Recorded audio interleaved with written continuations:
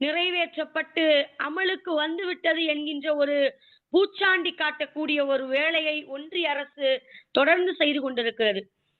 இதுல பார்க்கும் பொழுது மிக முக்கியமாக தெரியக்கூடிய காட்சி என்ன அப்படின்னா, வக்ஃப் வாரியத்தை ஏதோ கொள்ளையடித்து வந்த ஒரு சொத்துக்களை பாதுகாக்கக்கூடிய ஒரு வாரியமாக, அல்லது திருடி சேமித்து வைத்த ஒரு சட்டவிரோத ஒரு அமைப்பை போல இந்தியா முழுவதும் இந்த வக்ஃப் வாரியத்தை ஒன்றிய அரசு காட்சிப்படுத்தி இருக்கக்கூடிய மாயை இன்றைக்கு உருவாகி இருக்கிறது.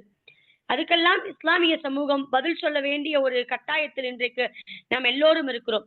இந்த இடத்திலே இஸ்லாமியர்கள் மட்டுமல்ல, இந்திய தேசத்தை பொறுத்தவரைக்கு அரசமைப்பு சட்டத்தை பாதுகாக்க நினைக்கக்கூடிய, அரசியலமைப்பு சட்டத்தை மதிக்கக்கூடிய பல தோழமை அமைப்புகளும் தோழமை கட்சிகளும் நம்மோடு கைகோர்த்து இணைந்திருக்கிறார்கள், நம்முடைய தொப்புள் கொடி உறவுகள் என்று நினைக்கும் பொழுது உள்ளத்திலே ஒரு ஆறுதல் இந்திய தேச அளவிலே உருவாகி இருக்கிறது.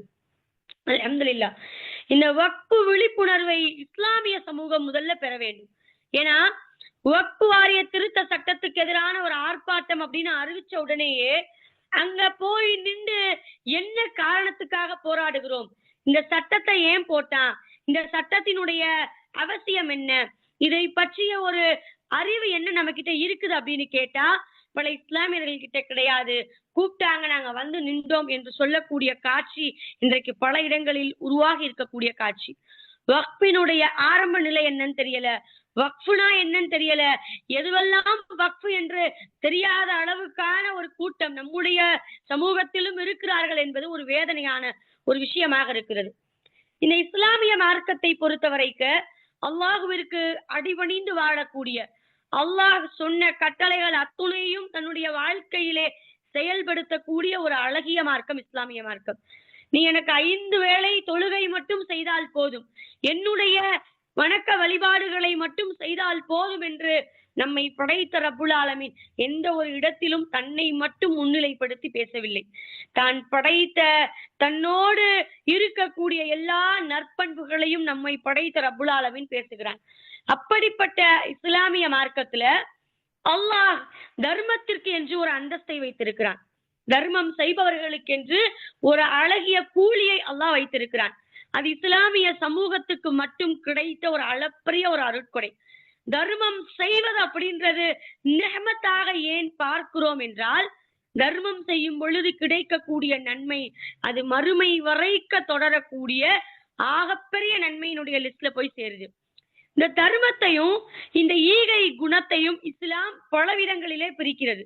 நீ வெறும் காசையும் பணத்தையும் மட்டும் கொண்டு வந்து கொட்டு அப்படின்னு எந்த இடத்துலையும் இஸ்லாம் வலியுறுத்தி சொல்லல. தர்மத்தை பலவிதமாக பிரித்து சொல்கிறது. முதலாவது ஜக்காத்.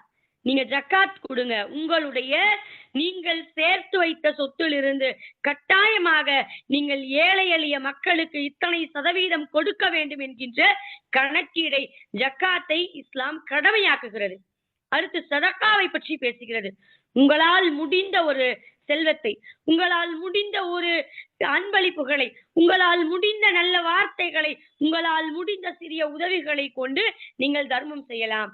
ஒரு முஹ்மின் இன்னொரு முஹ்மினை பார்த்து சிரிப்பது சதக்காவுடைய லிஸ்ட்ல வரும். ஒரு மனிதனுக்கு வழி தெரியாமல் இருக்கக்கூடிய ஒரு மனிதனுக்கு அட்ரஸ் சொல்றது கூட ஒரு தர்மமுடைய லிஸ்ட்ல வரும். இப்படி தர்மத்தை இஸ்லாம் வரையறுத்து சொல்லுகிறது. அதுபோல நிலையான தர்மம் என்ற ஒரு தர்மத்தை இஸ்லாம் முன்னிறுத்துகிறது. அது என்ன நிலையான தர்மம்? நான் மரணித்த பின்னாடி, நான் இந்த மண்ணை விட்டு பிரிந்த பின்னாடி, நான் செய்யக்கூடிய சில நல்லமல்கள் மூலமாக நான் கபருக்கு போனாலும் கூட அந்த நல்லமல் என்னுடைய கபரை நோக்கி தொடர்ந்து வந்து கொண்டே இருக்கும். அப்படிப்பட்ட நிலையான ஒரு தர்மத்தை நான் செய்திருந்தால் என்னுடைய கபரு வரைக்க வரக்கூடிய ஒரு அமலாக அந்த அமல் பார்க்கப்படும். அப்படியான ஒரு நிலையான அமலையும் இஸ்லாமிய மார்க்கம் அறிமுகப்படுத்துகிறது. அப்போ இப்படிப்பட்ட ஒரு அழகிய தர்மத்தை போதிக்கக்கூடிய ஒரு மார்க்கமாக, நீ மட்டும் உண்டு கழித்தால் பத்தாது போதாது, உன்னை சுற்றி இருப்பவர்களும் பசியாற வேண்டும், அவர்களுக்கான அத்துணை உரிமைகளும் வழங்கப்பட வேண்டும், ஏழைகள் ஒரு காலம் ஏழைகளாக இருக்கக்கூடாது என்கின்ற அழகிய முறையை இஸ்லாம் நமக்கு கற்றுத்தருது. இப்படி தர்மத்தை பற்றி பல இடங்களில் பேசிய காரணத்தினாலதான் சஹாபாக்களுடைய காலகட்டங்களில் தர்மம் தலை தோங்கி இருந்தது. ஏழை எளிய மக்களாக இருந்தாலும் கூட கூட்டத்திலே யாருக்காவது உணவு தேவை ஏற்பட்டால் தன் வீட்டிலே உணவு இல்லை என்றாலும் கூட வரக்கூடிய விருந்தாளிக்கு உணவை அளிக்கக்கூடிய ஒரு உம்மத்தாக சஹாபாக்கள் வாழ்ந்து காட்டினார்கள். தர்மத்தை பற்றி இவ்வளவு சிலாகித்து சொல்லப்பட்ட மார்க்கத்திலே பிறந்த முஸ்லிம்களினுடைய நிலைமை எப்படி இருக்கும்? தான் சம்பாதித்து சேர்த்து வைத்த சொத்துக்களை, தான் சம்பாதித்த செல்வங்களை ஒரு காலம் தான் மட்டுமே அனுபவிக்க வேண்டும், தன்னுடைய குடும்பத்தார் மட்டுமே அனுபவிக்க வேண்டும் என்கின்ற கண்ணோட்டத்தோடு யாரும் வாழல. அதனுடைய மிகப்பெரிய ஒரு முன்னோட்டம் தான் இந்த வக்ஃப் என்கின்ற வார்த்தை. இன்றைக்கு இந்திய தேசம் மட்டுமல்ல, உலகம் முழுவதும் புழங்கப்படக்கூடிய வார்த்தையாக மாறி இருக்கிறது. வக்ஃப் என்றால் இந்த வார்த்தையினுடைய நேரடி பொருள் என்ன அப்படின்னா, நிறுத்தி வைத்தல் அல்லது தங்கி வைக்கப்படுதல், தங்க வைக்கப்படுதல். நிறுத்தி வைத்தல், எதை நிறுத்தி வைப்பது? நான் சேர்த்து சம்பாதித்த சொத்துக்களை நான் அனுபவிப்பதிலிருந்து, என் குடும்பத்தார் அனுபவிப்பதிலிருந்து நிறுத்தி வைத்து மடைமாற்றி ஏழை எளிய மக்களுக்கு அதை கொடுப்பதுதான் வக்ஃப் என்கின்ற வார்த்தையினுடைய நேரடி பொருள். இந்த வார்த்தையில ஏதாவது தீவிரவாதம் தெரிகிறதா? ஏதாவது கொள்ளையடிக்கக்கூடிய ஒரு வார்த்தை தெரிகிறதா? திருட்டுத்தனம் தெரிகிறதா? வக்ஃப் என்பது ஏழைகளுக்கு பயன் தரக்கூடிய வகையில், அனுபவிக்கக்கூடிய மக்களுக்கு உதவக்கூடிய வகையிலே இருக்கக்கூடிய வார்த்தை தான் இந்த வக்ஃப் என்கின்ற வார்த்தை. இந்த வார்த்தையினுடைய அர்த்தம் மடைமாற்றத்தை நோக்கி எல்லா மக்களும் பயன் தரக்கூடிய வகையில் இருக்க வேண்டும் என்பதுதான் இந்த வக்ஃப் என்கின்ற வார்த்தைக்கான அர்த்தம். இந்த வக்ஃப் இப்ப இந்தியாவுல பேசப்படுகிறது. கடந்த 10 ஆண்டுகள் இந்த வக்ஃப் சொத்து மேல ஒரு கண்ணு ஒன்றிய அரசுக்கு இருக்குது அப்படின்னு நம்ம நினைக்கிறோம். இப்ப ரீசெண்டா இருக்கக்கூடிய வார்த்தை தான் இந்த வக்ஃப் அப்படின்னு நம்ம நினைக்கிறோம். இந்தியாவுக்குள்ள மட்டும்தான் இது இருக்கு அப்படின்னு சில பல முட்டாள் கூட்டம் பேசிக் கொண்டிருக்கிறது. இந்த இந்திய தேசத்தை தாண்டி இஸ்லாமிய மார்க்கம், நம்முடைய தூதர் முஹம்மது நபி ஸல்லல்லாஹு அலைஹி வஸல்லம் அவர்கள் வாயிலாக இந்திய தேசத்தை தாண்டி அல்லாஹ்வுடைய தூதர் அவர்கள் 1400 ஆண்டுகளுக்கு முன்னரே இந்த வக்ஃப் என்கின்ற அந்த அழகிய நடைமுறையை தன்னுடைய தோழர்களுக்கு மத்தியிலே உருவாக்கி காட்டினார்கள் என்கின்ற வரலாற்றை இஸ்லாம் படைக்கிறது. அல்லாஹ் குர்ஆனுடைய வசனத்தை இறக்குகிறான். அந்த குர்ஆனுடைய வசனத்திலே அல்லாஹ் சொல்லி காட்டுகிறான், நீங்கள் உங்கள் செல்வங்களில் எதை நீங்கள் விரும்புகிறீர்களோ அதை செலவு செய்தால்தான் நீங்கள் முழு நன்மையையும் பெற முடியும் என்கின்ற குர்ஆனுடைய வசனம் இறக்கப்பட்ட அடுத்த கணமே ஓடி வந்த முதல் சஹாபி யார் தெரியுமா? அபூதல்ஹா ரலியல்லாஹு அன்ஹு என்று சொல்லப்படக்கூடிய சஹாபி ஓடி வருகிறார்கள். அபூதல்ஹா ரலி அவர்கள் ஓடி வந்து என்ன செய்றாங்க? இந்த குர்ஆனுடைய வசனம் எனக்கு கொடுக்கப்பட்டது, எனக்கு இந்த உம்மத்திற்கு அளிக்கப்பட்டது, இந்த வசனத்திற்கேற்ப நான் என்னுடைய வாழ்க்கையை நான் அடைந்து கொள்ள விரும்புகிறேன். என்னுடைய சொத்துக்களிலே எனக்கு மிகவும் விருப்பமான சொத்து இந்த பைருஹா என்கின்ற தோட்டம். இந்த தோட்டத்தை நான் அல்லாஹ்வின் பாதையிலே நான் தர்மம் செய்ய விரும்புகிறேன். அந்த சொத்தை வாங்கி நபி அவர்கள் என்ன செய்யல? தன்னுடைய பராமரிப்பில் வைத்துக் கொள்ளவில்லை. அல்லாஹ்வுடைய தூதர் அவர்கள் அழகான ஒரு நிர்வாகத்தை போட்டு கொடுக்கிறாங்க. என்ன நிர்வாகம்? அந்த சொத்தை நீங்கள் வைத்துக் கொள்ளுங்கள், அது அல்லாஹ்வுக்காக நீங்கள் வக்ஃப் செய்தது, அல்லாஹ்வுக்காக நீங்கள் தர்மம் செய்தது, இந்த அமலை அல்லாஹ் ஏற்றுக்கொள்வான். அதற்கான கூலியை அல்லாஹ் மறுமையிலே கொடுப்பான். அதிலிருந்து கிடைக்கக்கூடிய விளைச்சல்களை நீங்கள் ஏழை எளிய மக்களுக்கு நீங்கள் கொடுத்து உதவுங்கள். அதனுடைய பராமரிப்பு வேலை உங்களுடையது, அதற்கான செலவு உங்களுடையது. ஆனால் நீங்கள் அதிலிருந்து எதையும் அனுபவிக்க முடியாது. இது அல்லாஹ்வின் பாதையிலே செலவு செய்யப்பட்டது. இந்த சஹாபிக்கு அடுத்தபடியாக இன்னொரு சஹாபி, சதக்கா செய்வதற்கே என்று பேரு போன ஒரு சஹாபி ஓடி வருகிறார்.